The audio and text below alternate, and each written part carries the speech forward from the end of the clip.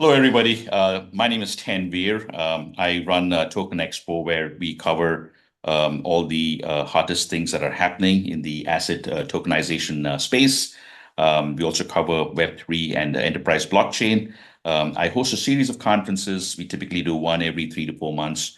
Our most recent one was in San Francisco, Token Expo SF, May 15th.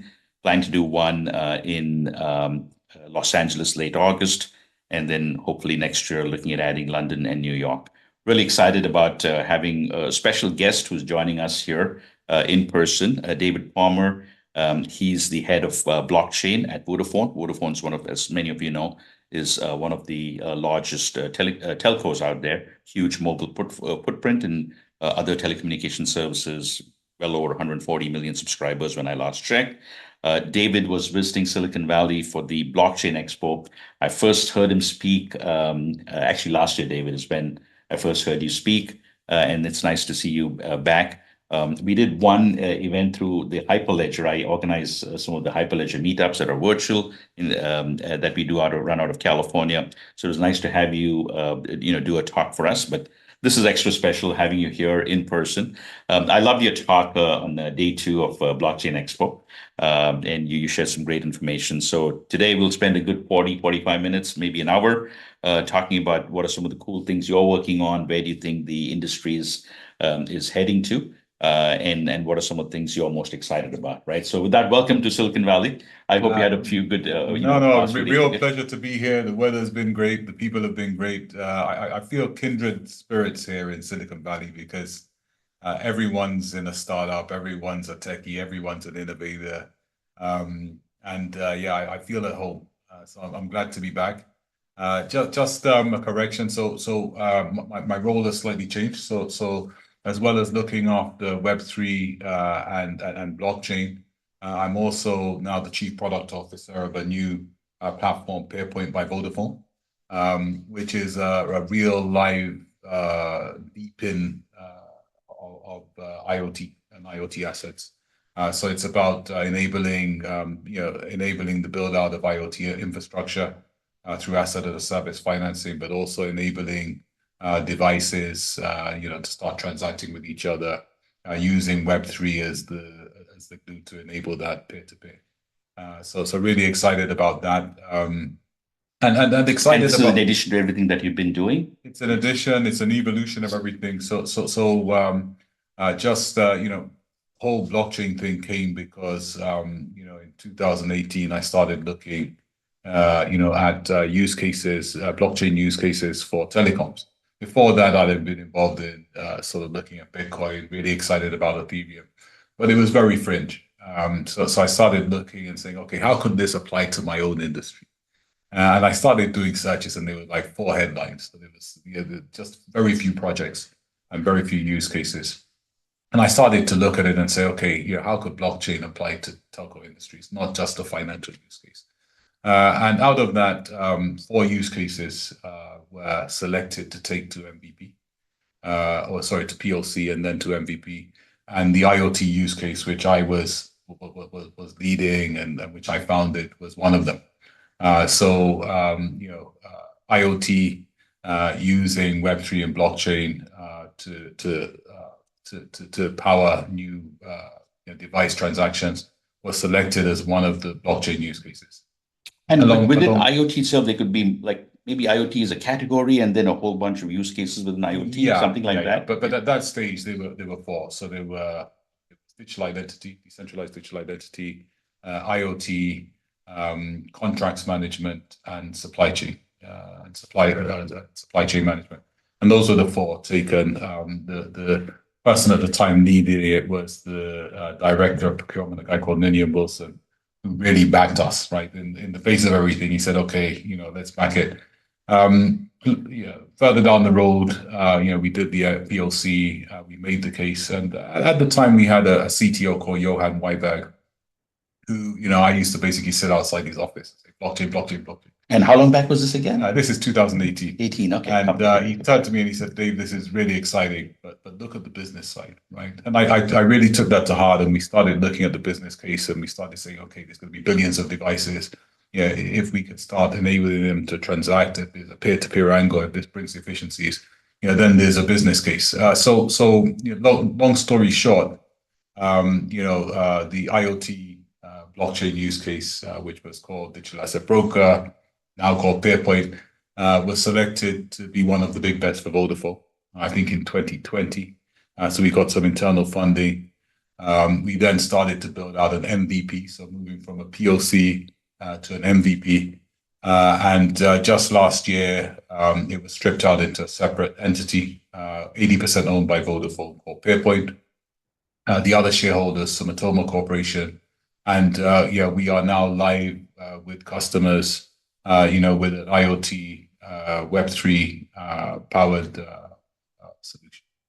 Now, I don't know if you're liberty share this, and if you can't, I completely respect that. But will this be spun off as its own company in the future? No, it already is. It already is. So it's already 80% owned by Vodafone. Yeah, 80% owned by Vodafone, but it's already a separate company. But I think the point is that we are a live example of blockchain and Web3 starting as something that was interesting, to something that was a POC, to something that was an MVP, to a big massive telco and a big massive Japanese conglomerate now investing significantly in this as a viable business, which I think is pretty significant. For years, the talk in Web3 was about POCs and announcements, but this is real, and it's real. It's backed by two global companies, and I think I'm really excited about where we're going in the future. Very cool. So, I think you'll have very nicely positioned right at that intersection of 5G and IoT. So I can see this being very strategic. So this is great. So from what you shared with me, IoT seems to have of the four use cases you mentioned, IoT seems like the biggest one. Probably that's the one where a bulk of the the bulk of the action would be, I would say, right? It was the one with a positive business case. So I think one of the drawbacks from the ICO era, around the same time we started the POCs, was a lot of excitement about the technology, which is where I come from. Right? A lot of excitement about the technology, but not so much emphasis on the business side. You can do a load of raises. You can we can do a lot of cool tech stuff, but at the end of the day, market and business models dictate that you need to make money, right? Profit maximization is a core part of the market strategies. And I think that's what was lacking, right? It's core business. But with IoT and the sort of use case and area we went to, it was all about, okay, how can we untap data monetization in IoT devices? How can we tap into unlock a market for IoT transactions of services with each other, with infrastructure, and now with AI.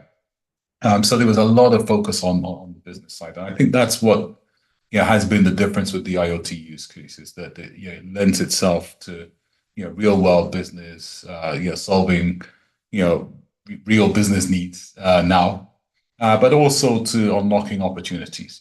Part of IoT is it produces a lot of data, and there's been significant investment in IoT. From telcos, there's this concept of network as a service, where you put a sensor on the end of everything, and you have network as a sensor. Sorry. But the truth is 75% of the data that's collected isn't used. And also, when you look at data, some data has a time series value, some data has a real-time value. And the real-time value just isn't possible unless you have peer-to-peer and you have dynamic instant trust. So that's what we aim to solve, right? Which is providing that using Web3 so that devices can trust each other, and where they do trust each other, and you can use AI to identify a monetizable event or something of value real time. Then Web3 provides also the ability to then trigger transactions, as does fintech. So we also integrate with fintech as well. So exciting times. I can see that. Now, before we delve deeper into the many problems that are being solved, If you go back that 2018, there was that euphoria, all that hype.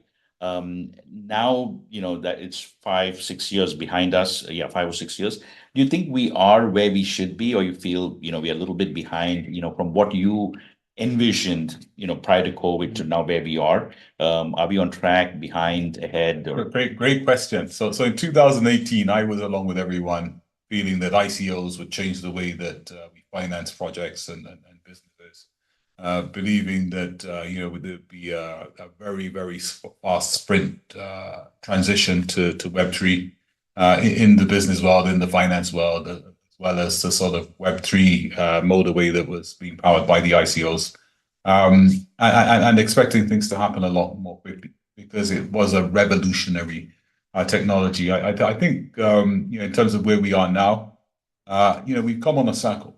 Right? So I think some of it has been good because I think that the bear markets and the things we've been through with COVID has forced Web3 to show its innovative potential.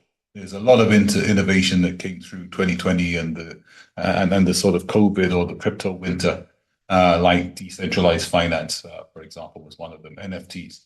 And now we're seeing that innovation is just continuing with DeepIn and some of the new smart contracts that are coming out to bring KYC and AML to tokens and time-bound NFTs, to name a few. So I think that innovation was powered because of the tough times in 2022.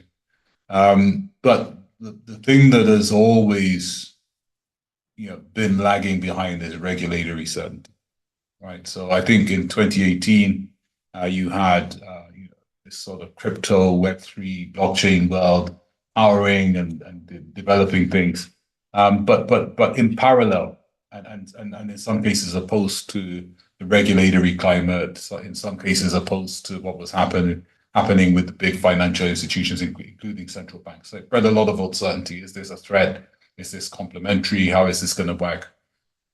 I think now we're at a position where I think the foundations are in place for real growth.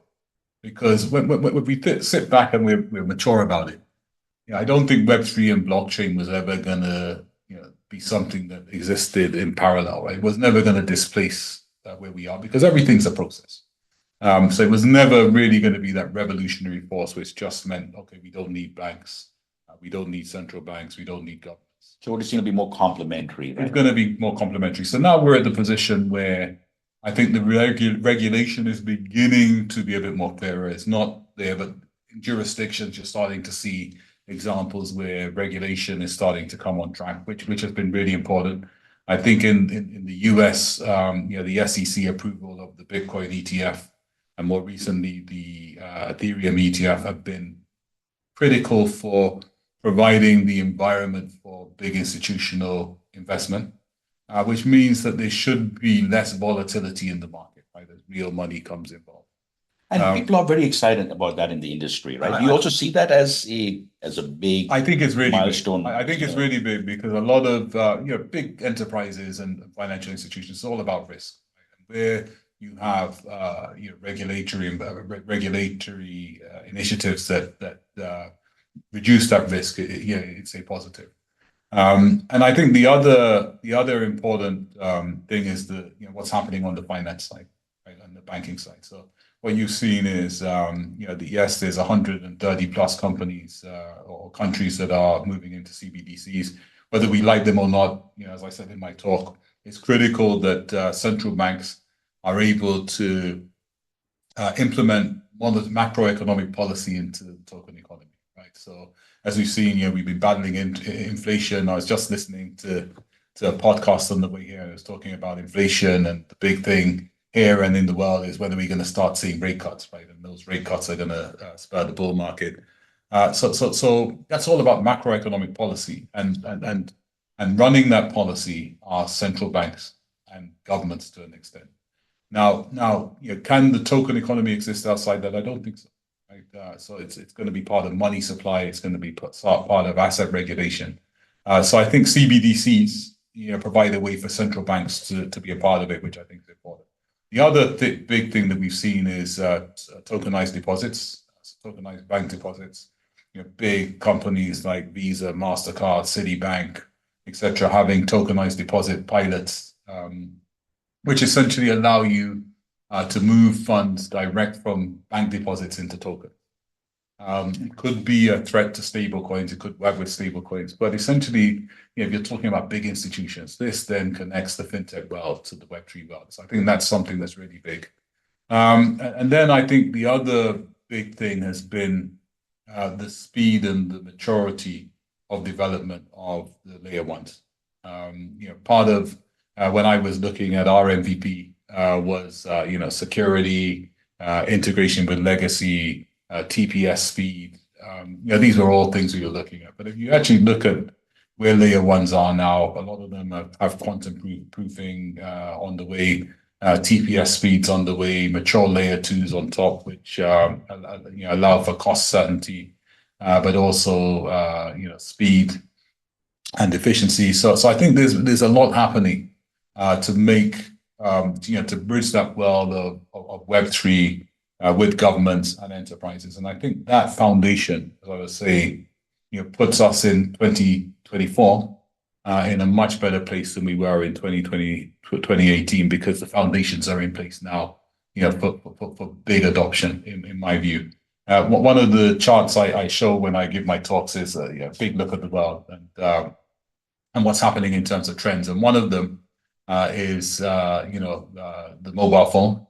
Obviously, coming from the telco sector, really, really pleased with with the fact that over 90% of the population, global population, has a mobile phone. I think the technology has been transformative in some developing countries to provide access to financial services and transactions. So in those countries, they may not even need the bank. They don't need the bank. So M-Pesa, which was a Vodafone initiative, was one of them.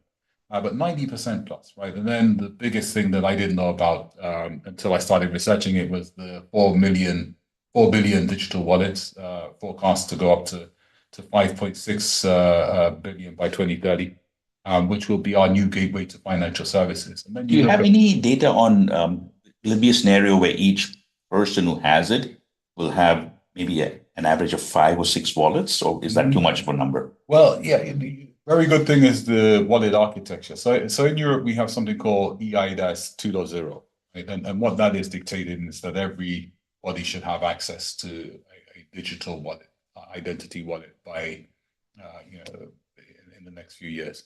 But it goes further. So this wallet, in my view, will be for business.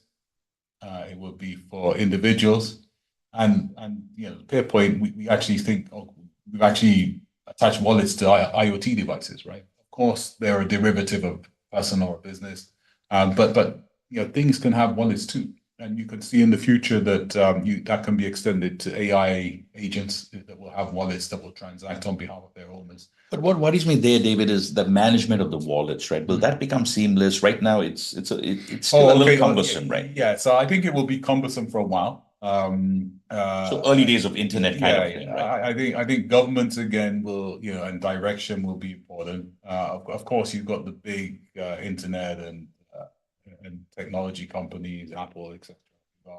are sort of, and you're starting to see some adoption. But I think it's bigger than that. Right? I think at the moment, if you look at Apple Pay or Google Pay, it's a convenient way of paying for things. But actually, you look at it, those of us in developed countries, it's been the bank account. What is your IBAN? What is your sort code? What is your ABA?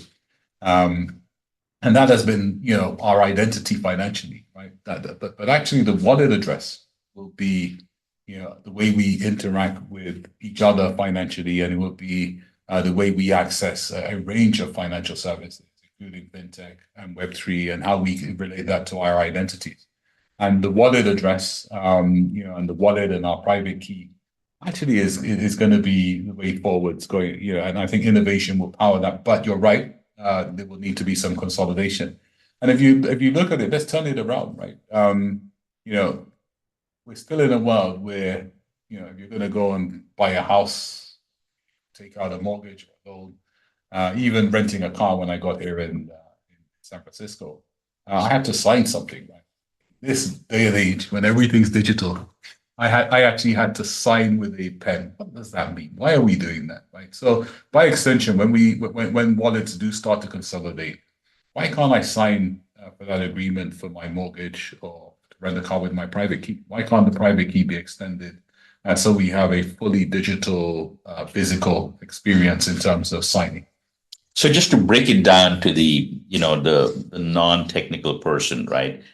You're talking about a world where, yeah, you can just come in, well, most of the times you can actually go in and pick up your card and head out depending on some services, right?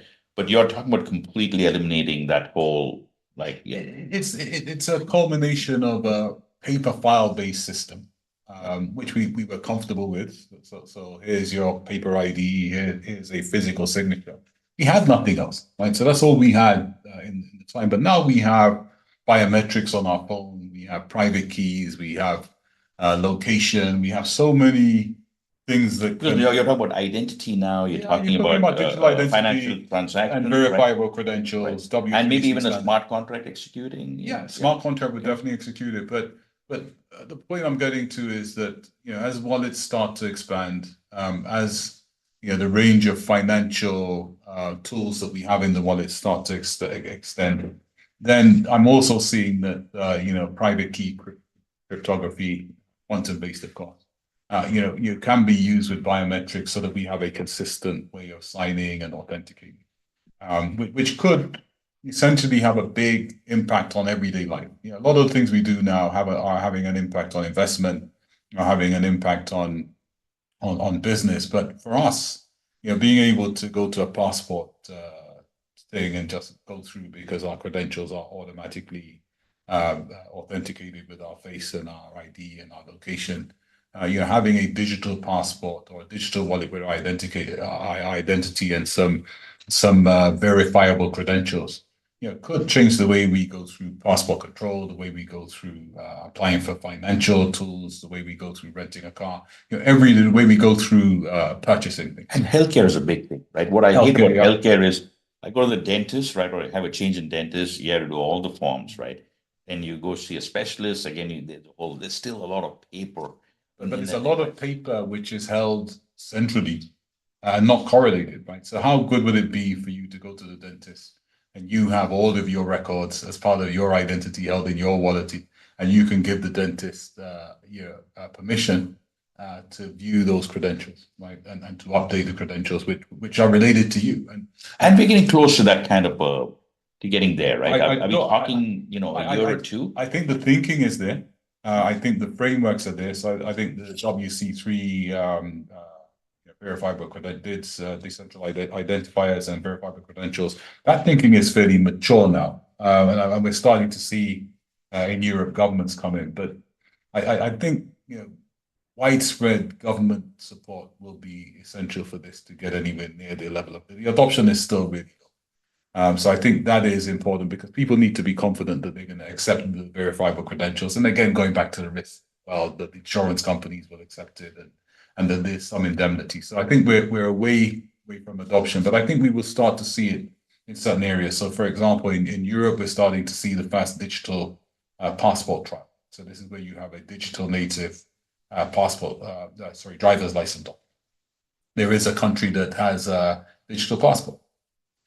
So I think we'll start to see some trailblazing in some regions, which will give confidence and lead to wider adoption. But I think it's a way off. Now, in terms of we maybe take a little segue here. In terms of mindset of the executives who will drive these projects and all of that, right? I was at Consensus last week, and this comment was made, right? Like, crypto is, blockchain is not crypto, and crypto is not blockchain, etc. While a lot of executives like you get it and are on the cutting edge of transformation, I think there's still a lot of executives who still have that negativity about crypto. And yeah, so how do you break that barrier down, right? Where I think because there's obviously crypto itself has a in my opinion, has a very bright future. It's going to be a huge asset class. But even if you don't care about crypto, to still think like blockchain is crypto, right? How do we get that mindset taken care of? I think the first thing to say is that it's still really new. It feels like this is a really mature thing that's been here a long Are time. we still in the age of dial-up? I mean, if we have to talk in internet terms, are we still, when you're hearing that screeching noise, are we that if you look early? at Ethereum, not even 10 years, right?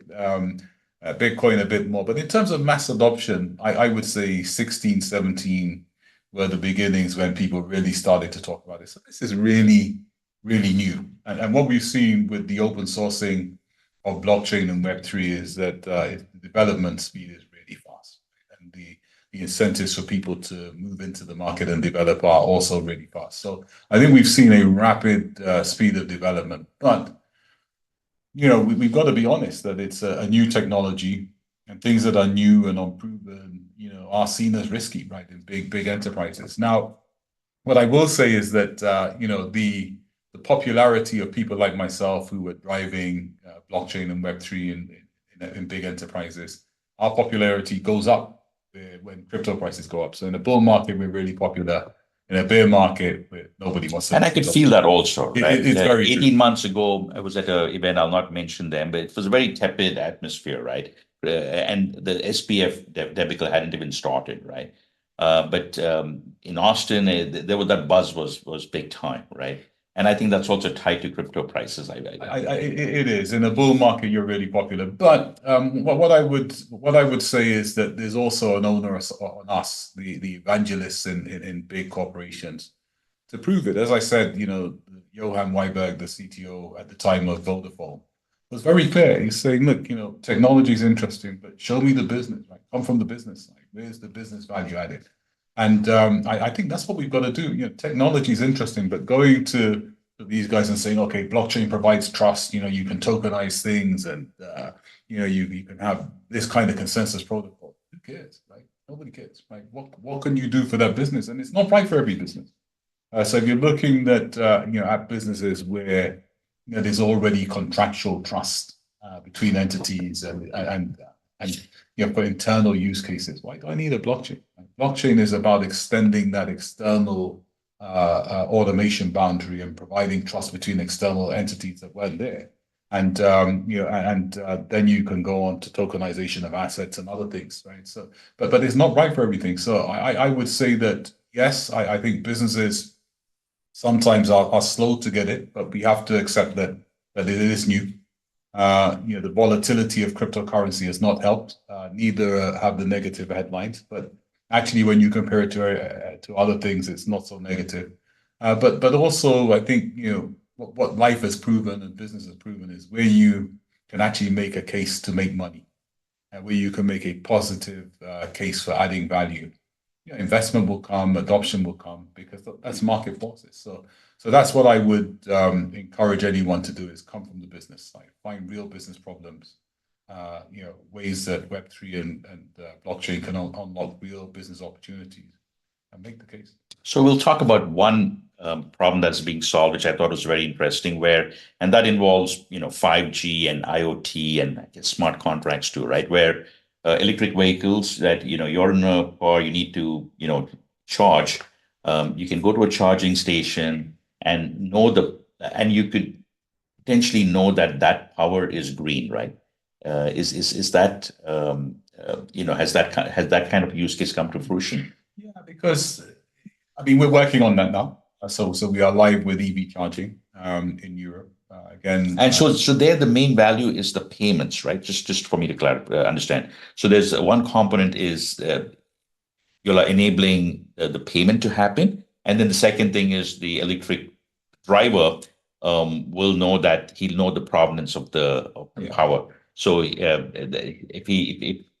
it's a fleet, they know that it's contributing to their zero carbon goals, right? So that's the second. Am I missing? Yeah, so those are the two major. So there's three stages. So one is to use blockchain and cryptography, so private key digital signatures, so that two devices can trust each other.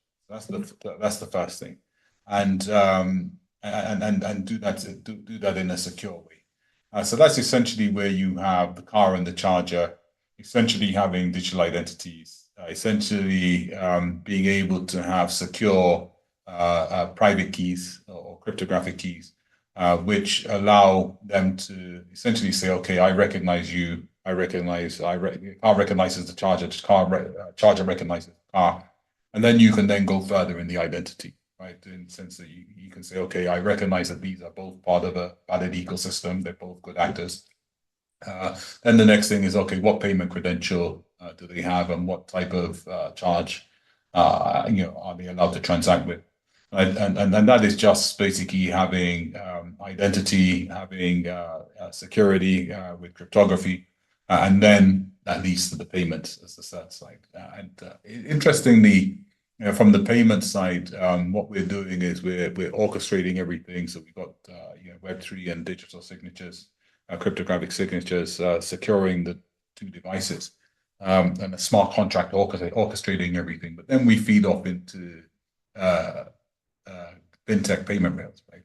So it's combining Web3 and fintech, so that you can have something that's going to get mass adoption. The green side, so in terms of the carbons, that really comes from what we were doing with Energy Web Foundation. So Energy Web Foundation are about a virtual smart grid, and it's using blockchain to manage the grid. And out of that, we were actually able to provide a clean energy certificate. So authentication of where the energy came from, and if that energy is green, as part of the transaction as well. So you can get everything, but that is obviously proof of provenance of energy, which we bring into it and can be part of a report. Which can be huge for, especially the fleet manufacturer, that could be huge. Yeah, so it feeds into the economic social good ESG reporting. And it's just showing a practical use case, right? Really use case, but provenance of information, making sure that it's tamper-proof, being able to have that provenance across the energy supply chain, linking that to a transaction, automating it is important. Important for a number of reasons. Number one, it was interesting, right? I was driving down here in San Francisco, and across my path, one of the Waymo. Yeah, we see it all the time here, right? Driverless cars. For me, that's amazing. You see that in London too? No, I haven't seen it in London. So Yeah, I we saw the see it all driverless the car. time. But you can now see when we look past the immediate position that actually what I've described there is the tool set for autonomous driving. Essentially, that driverless car has an identity. That driverless car has a wallet. That driverless car can link to a payment credential. That driverless car has a digital signature, a cryptographic signature where it can sign, and it can also, with its identity, link to a smart contract. So you can see now where that car wants to charge, how that could automatically link with a charging station or a wireless charger, so they could be authenticated and pay for charging. But turning it around, the same technology can make that car into a point of sale, able to interact with people who want to use that car to travel, and taking and authenticating who they are and taking payment from them, essentially having its own P&L. But the technology is there. We differentiate slightly from the pure e-commerce model by leveraging the SIM card in the car. Basically because the SIM card provides a secure element and a root of trust, as well as the connectivity. And also in this case, in terms of security, the SIM card is able to store payment credential. It's able to store tokens. So these In that scenario, the SIM card, with identity and the credentials, right? That becomes like a credit card, right? That's your payment, or we still need a Visa and Mastercard. No. So interestingly, yeah, it's the same technology that's on the credit card, the EMVCo standard in Europe. And yeah, it's so there's something called there's new standards coming out all the time, right? So PSD2 is one standard, which is again in Europe. I'm sure it's coming here, which is basically saying that every charging point needs to have a NFC point of sale, and that's because you had a lot of chargers where you needed to have you needed to either join an app, or you needed to have some sort of tap to use it. And the interoperability and the user experience was really poor because you'd pull up with 10 miles on the car needing to charge, and you'd either need to quickly download the app. Sometimes it didn't work, or you needed, or if if you needed to have a tap token, it wouldn't work, right? So this has come into place to say, okay, anyone with a wireless card or Apple Pay can go and just tap on the charger to make that work. But essentially, going past that, that's very costly for the charge point operator because essentially the card companies take a portion of every transaction, and if that's mandated, then that's eating into profits where running chargers, it already is not a profitable business. So essentially, using the SIM card, it's a new form of point of sale because it's a point of sale that allows the transaction to happen over blockchain. It's a point of sale that allows the transaction to happen peer to peer, and it's a point of sale which allows the transaction to happen with no one having to tap. Right, so it's a new digital intelligent point of sale, but anchored in that security of the SIM card. Right. Now, maybe some other possibilities that may come into play, and you probably have made some traction, is two scenarios I'll talk about. You talk about cars, right? A person or family rents a car. Okay, right now it's a daily, a daily rate, right? Could be like some new revenue models should come in where it is, a subscription, or it could be like you're driving X number of miles, and then the insurance also, right? Because this happened last week where I inquired about insurance, and the insurance was almost the same as the daily rate of the car, right? Obviously, you have a base rate, and then they add all the other fees, right? The airport fees and the taxes. So that typically doubles, right? So your $50 rental could become $100 as an example, right? That's the business model, right? That happened to me when I arrived here as well.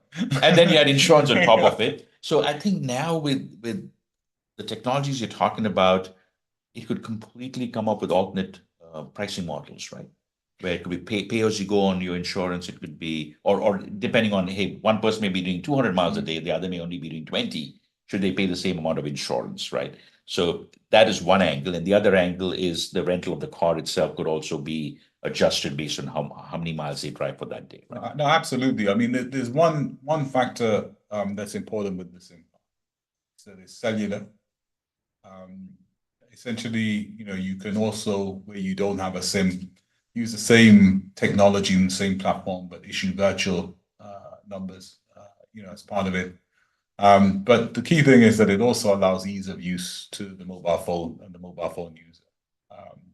So essentially, the beauty of it is that if someone has a mobile phone and you're using the SIM card as the anchor in the device or the car, you can have associations where you can verify the credentials of the person and their mobile phone and link it to their number so that you also have some KYC and you have some AML for the transaction. And you can have ease of transactions. Now, why that's important for insurance is that you can also use that same authentication to authenticate the person, their driving credentials, potentially what they're going to be carrying. So if it's going to be goods being carried, for example, that could be part of it. And of course, that could potentially be linked to what we call user-based insurance, based on the vehicle, based on the customer or the driver, their credentials and any goods they're carrying, which could be dynamic, which could be based on a time period, could be based on the journey. So that potentially has the ability to disrupt the insurance industry. And if you look at the car rental example, it's the same thing. Right? It's again, car identity or vehicle identity, person identity, being able to verify those credentials, including the ability to pay, and automatically you're verifying those credentials, and then you have a transaction. Right? So, and this is a friction-free transaction because most of it is done in the digital world. Of course, you do have things like location, geofencing, location, digital signatures, which allow for the local handshake to take place. But actually, from a user experience point of view, it should be seamless. And actually, you have a lot more information available for insurance companies than you would otherwise. So we spoke about two very interesting use cases. Is there any other use case before I move on to a couple of other topics and then we'll wrap up? Any other use case that you wanted to highlight that pretty excited about? No, I think the whole EV charging use case, which we spoke about, which we're doing, and that you're actively working. Yeah, it's part of in-car payment. So the in-car payment opportunity, we recently participated in a study with STO Partners, one of the analysts. And the opportunity for in-car payments was valued at 580 billion by 2030. So it's a very, very significant big market. Big market. Now, of course, there's two ways that in-car payments can work.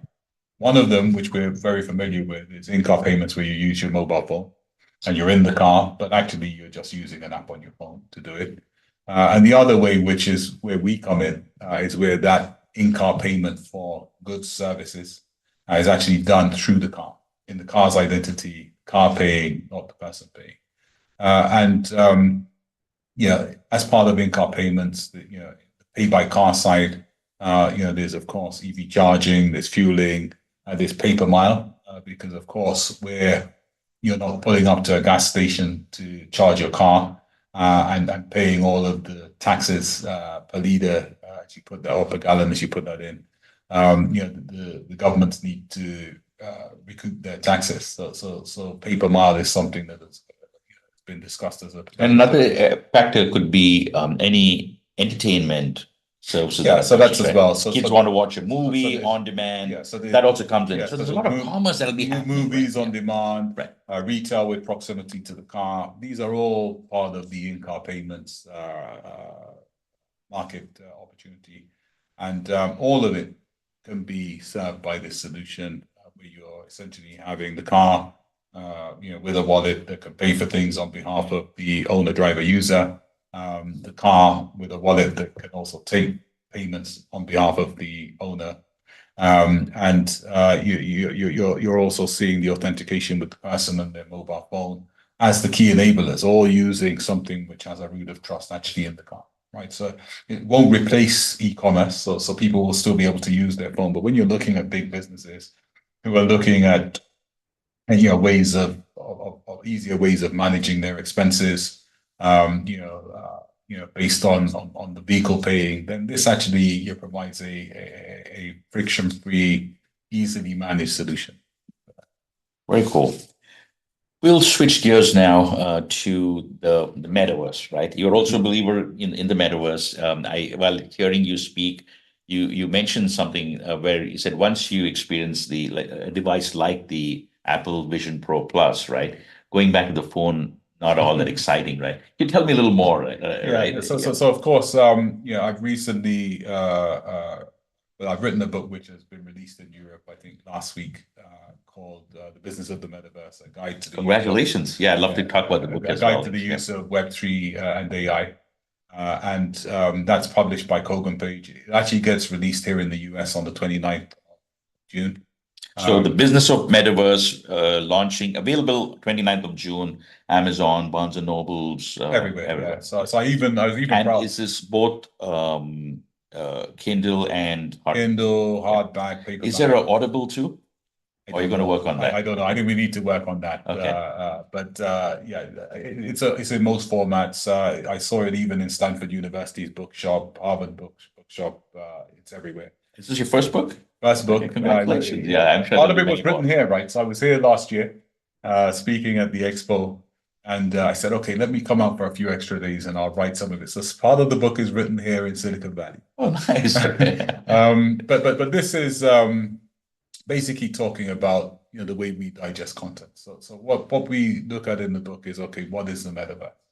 So actually, when you look at the metaverse, it's an interaction point, right? It's a new immersive way of interacting with content, services, and AI. And I think the best example of that was the Vision Pro. Actually, I was just listening to the new announcements, and I think Apple are doubling down on their Vision OS and their Vision Pro because it is an amazing way of digesting content. And part of what they've announced is that, when you take photos of movies on your phone or you create it on your apps, actually, you'll be able to make that available on the Vision Pro and digest your own content on the Vision Pro as well as the content that they have in the wider ecosystem. So it's an important way of digesting content in 3D as opposed to 2D. And a great example is movies, where essentially you can get on the plane, put your Vision Pro headset or the equivalent headset on from other manufacturers, and you can see a 3D movie, put your headphones in, and essentially you're in a 3D movie theater. But actually, you could do that, on the train or in a coffee shop, interacting with your colleagues at work. You could do this, doing work in terms of collaborative procedures.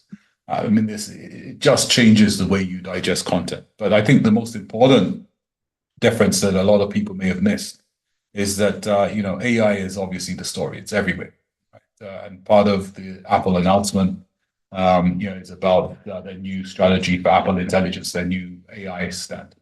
But how are you going to digest that? How are you going to interact with AI?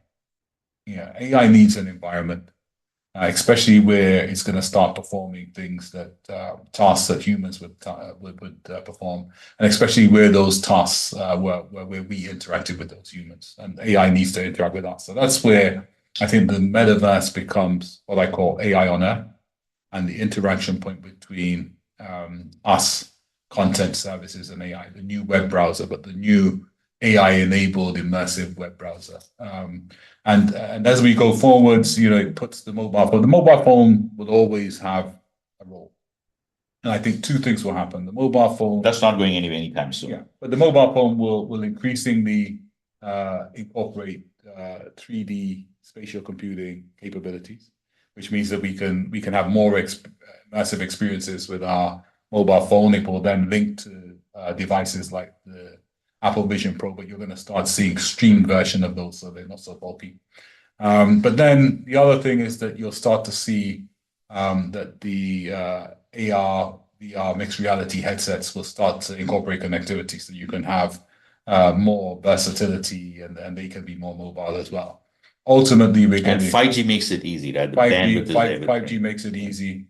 But the key point is that it will be important for businesses and individuals in terms of how we digest content going forward. Just as the iPhone was pivotal in 2007 in terms of how we were able to interact with apps, etc. I mean, who would have thought in 2007 that people would be doing their work, interacting, communicating, running businesses, from apps on a phone, right? But the metaverse is the next stage of that. This next iteration. And I can foresee this device becoming smaller and smaller, right? Then we'd go back to maybe a glass slide, everyone wearing, what would look like a pair of glasses. Yeah, I mean, there's a difference of approaches. So the Vision Pro is, storing a lot on the actual headsets. A lot of the processing is happening on the headset. So it needs to be bulky. So when you put it on, there's a big pack at the back, and it's really bulky. But it's the first headset. So I expect that. I remember the brick cell phones used to have, right? So the ones in the car. I expect it to get very thin and very light. But then there's also the other approaches where you stream.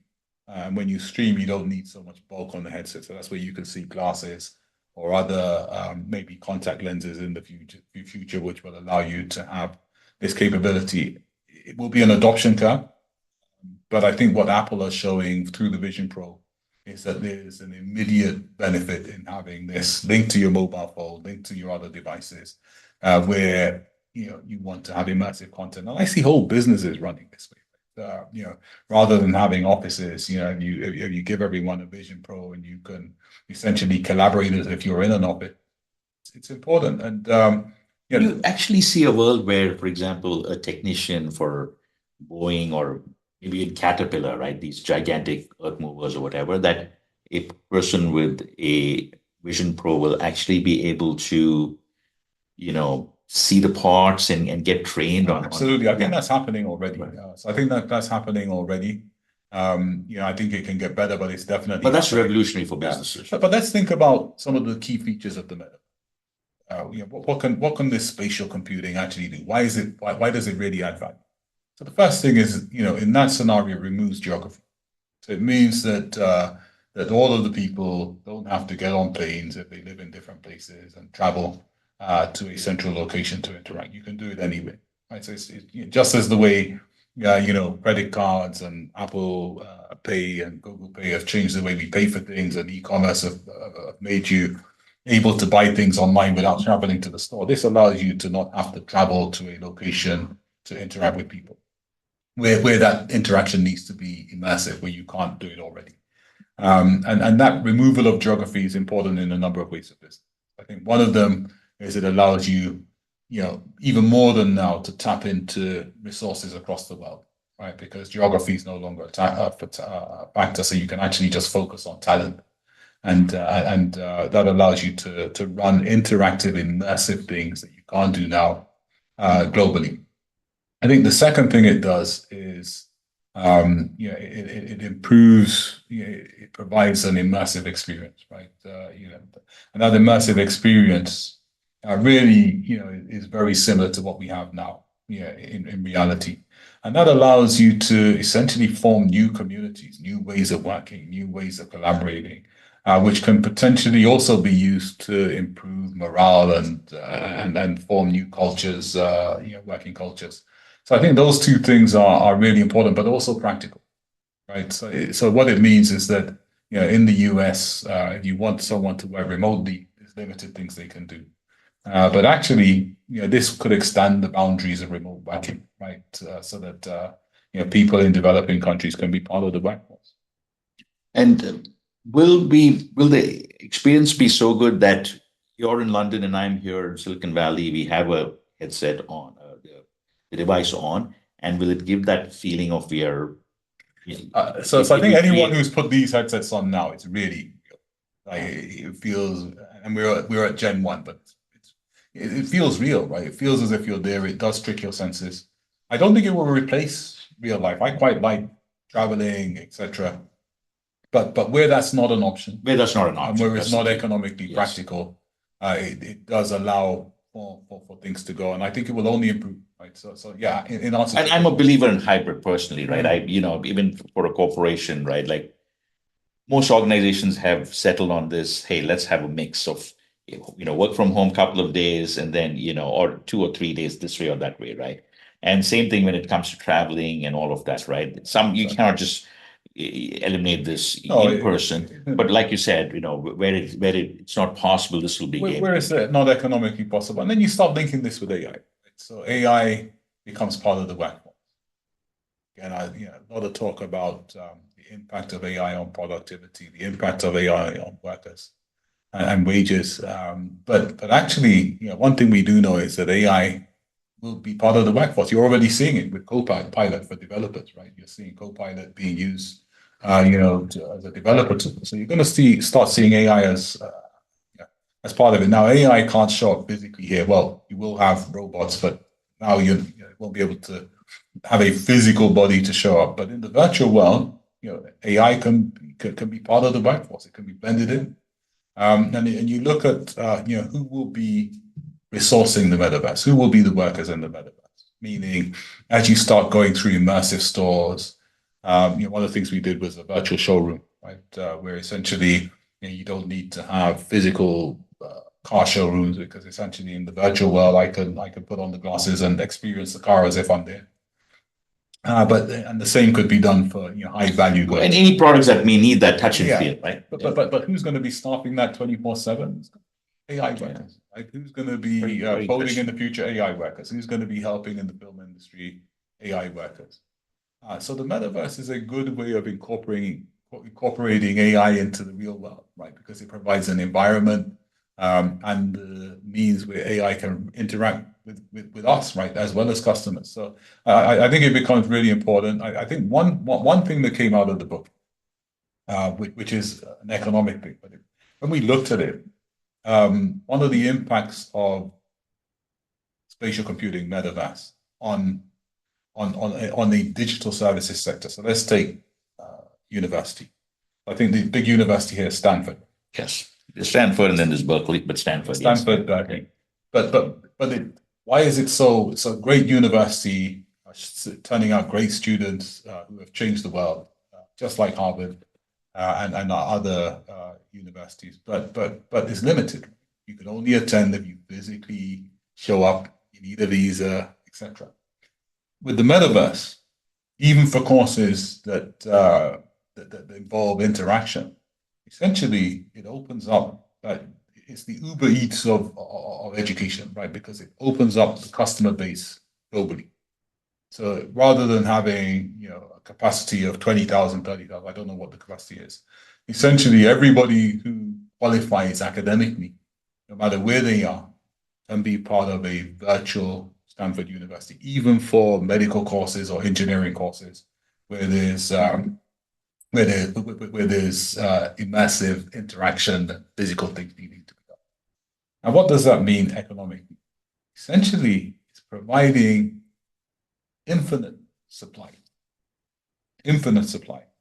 of digital goods and services. Now, if you know the economic model, where you increase supply, relative to demand, price will go down. Quantity supply increases, right? So essentially, the impact of metaverse economics on something like education could be to increase the supply of first-rate Stanford, Harvard, Oxford, Cambridge university education globally, which means that we have a much more skilled workforce, but also lowering the price. Now, if you look at that on different industries, medical, etc., but digital services, this ability to have infinite supply and lower price, it could have a profound impact. Yeah. Do that scale, right? Yeah. While we're on the topic of the metaverse, right? This was, I'm trying to remember, was maybe 3-4 years ago, right? A lot of people were buying like land in the, in the metaverse, right? Stores in the metaverse and all of that. Yes. Is that a fad that has gone away, or that was a little too ahead of the time and it'll come back? What are your candid thoughts on, that hype is gone, but will we see some real value in that, right? I'm sure people have already invested. So this is where it comes into, comes in with Web3 and tokenization. So Token Expo is on the right track, because actually, as we move more and more of our wealth to digital, which is going to happen, because we have increasingly more things in the digital world: communication, shopping, working, socializing. There's more of a digital footprint being laid. It becomes more and more important for digital ownership. Right, so physical ownership is where I buy stuff with fiat currency and I have a physical paper deed, and that gives me to right to it. But now there's more and more digital ownership. People are buying avatars and NFTs and digital goods and digital services. And how do you represent that? Of course, tokenization and NFTs are the way you own that. And there's a lot of innovation in terms of time-bound smart contracts and linking tokens to know your customer and custody and different things. So I think that's been important. But when you actually look at the case of land, there's a few things. Okay. First of all, in the metaverse, there's no scarcity. So all of our business models and all of our market forces based on supply and demand and scarcity and too much money and demand chasing goods, and that increases price. But actually, what is in the metaverse to stop without government policy or market policy and regulation? Someone from, so if we look at Silicon Valley property, someone buys it or they buy something in the Emirates or London or whatever. Actually, someone, and there's a demand. Actually, market forces dictates that people will enter the market and create more supply to meet the demand. So actually, when that can happen infinitely, the value with current economic models can't hold, right? Because they'll just increase supply. So actually, you think you have something exclusive, but actually, it's only exclusive on this platform. But digitally, more supply can be created, right? So the laws of economics don't quite add up. When you look at it to buy land in the metaverse, even though it is valuable. Do you think that it has some value? It is valuable, but I do also believe that if you're buying land, which is related to a sovereign country, that soon they will be expecting to be the issuers of the land, and that there'll be digital land tax created to the Emirates and other regions. So I think that there's some regulatory parts that need to be a part of it. Right? In games, I think it makes sense. So you can, you've got Fortnite, and you've got Roblox and stuff where you can buy land. That kind of makes sense. But when you go into saying, okay, this is going to be a major asset, I think that there's some regulatory things that need to be there because of the supply and scarcity problem. I think there's also a jurisdiction problem, which is, okay, which jurisdiction do I go to if there's a problem with the land? Do I want to sell it? Do I want to use it for financing? I feel it might be better to have those laws separate to the laws of the country, right? Because we may have very separate laws in UK versus US versus could be, but Dubai. this is the problem. But that's a separate world. And I'm also hoping that there is a currency that is not, this is me personally, where it's not tied to a fiat currency, because the numbers may be very different in that world, right? It may not make sense to plug everything to the dollar, right? Or to a pound or to a euro, right? Because machine to machine transactions, and it's a very different, but right now we are very tethered to a fiat currency. But it's adoption, right? The reason why we've gone with fiat currency, etc., is because that's what people transact in. Right? Eventually, it will start moving to tokens, and you'll have token to token, peer to peer transactions, which can then be exchanged to fiat. But at the moment, that's what people are demanding. But coming back to the point on the metaverse and jurisdiction, is that actually how long did the current legal system take to come into place? A long time. Right. So if you're actually looking at mass adoption, one of the key critical success factors for mass adoption of metaverse and even Web3 will be that it works within the existing legal system. Gaming is a good example, and art is another example, which kind of fits nicely. But if you operate outside of fiat and sovereignty, etc., and you need to create new laws, then it will only delay things. The quickest way is to find a way to operate within the existing laws, and also recourse to legal systems, right, and legal restitution. You have to, number one, be able to identify the person or the people involved in a dispute or a transaction, and then you need to be able to find a legal jurisdiction where you can be able to resolve that. And if you have to create new legal systems and new identities and new sovereignty, it's not going to happen anytime soon. And I think that is, and also trademarks, right? If I have a trademark, or I have copyright, or I have IP, how do you protect that, right? So you need the existing laws to be able to extend to do that. I cover it in the book, but these are some considerations where actually I thought about it and I was saying, okay, the quickest way to get adoption, is to, like telcos, right? Just like the mobile phone, just operate within the existing legal system as far as possible, and then push the boundaries and try and innovate. And then I think legal precedent will start to adopt. Hey, this was a great conversation. I wish we had more time, David, but I'd love to, do a follow-up, talk in the future, and can't wait to launch Token Expo in London, where we can, do a half a day event. We had a great event in San Francisco where we covered real estate and more capital markets and sports and entertainment too. One thing I do want to mention, and I think I'm going to see more of this at the blockchain, at CoinDesk Consensus. There's a karate league that has now been formed, and they've done it on Hedera, right? Where two things. I think the founders they saw it as a dying sport that had lost its credibility in many respects, because I think in movies you have a lot of these unrealistic moves around karate, which gave a bad repetition to the whole sport, right? So they want to revive karate, and a lot of the things that we speak about, right? That you can vote on certain, so you have an app in the wallet, and you can actually vote on many aspects of the game. And it was almost a packed house. So yes, we'll be covering some of that. What's happening in sports, and I think there'll be some great innovation for fan experience and fan engagement, right?